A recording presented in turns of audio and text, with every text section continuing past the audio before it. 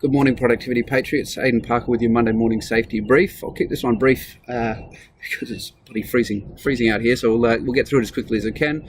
That being said, happy Canada Day to all my mates back in Canada and the many that I have here. All right, pushing in. Last week we covered off on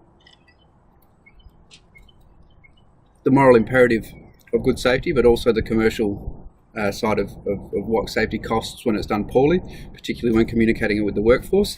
Last week I was given this example which I think illustrates it well, which I'd like to share with you. So we had a fellow that was tightening an element on a hot water system, has slipped, and then following through has actually cut the back of his thumb on the tin casing quite badly. So I may put up a picture if you ask me, but it'll probably put you off your lunch.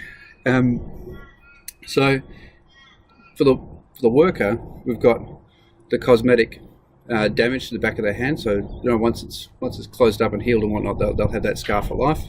The frustration associated with not being able to use your thumb on your preferred hand, probably for the next 10 days or so. And so, what does it cost the employer? Well, he's got to be off work for 3 half days to go and see the doctor. So we'll put that at $1,200. The doctor's time, so we'll say that's $200 a visit, so that's $600. The investigation and the preparing all the paperwork to put in the workers' comp claim, another $250, $350.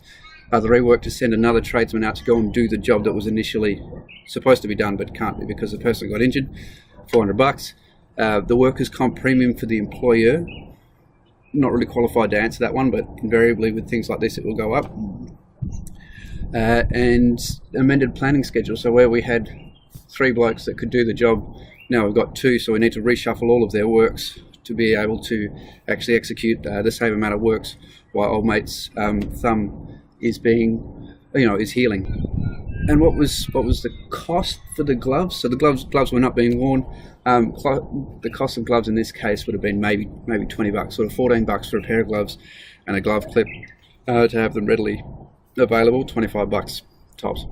It's not my intention to make it anybody's fault. That's not the comment that I'm making here. What I am saying is that there is this commercial imperative to good safety. So how do we apply the smarter, simpler safe to this? So smarter, we need to educate the workforce about line of fire, about PPE, about things like this, and about what happens operationally when they are on the bench. When playing with fewer men on the paddock, I suppose is a way to put it. The simpler side of things is have the right kit readily available. So in this case, it's gloves, glove clip.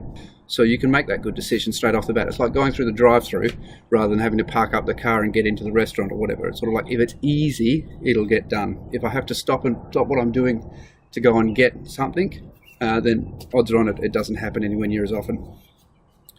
And so once you've got those two combined, an educated workforce with the right kit readily at hand, then you've got a safer workplace, because they're able to get what they need to do their job safely and effectively. That's it for me this week. With ears like mine, I can't actually be out in the cold like this for very long without worrying about them falling off. So I'll let that one ride for now. I look forward to catching up with you next week. Cheers, guys.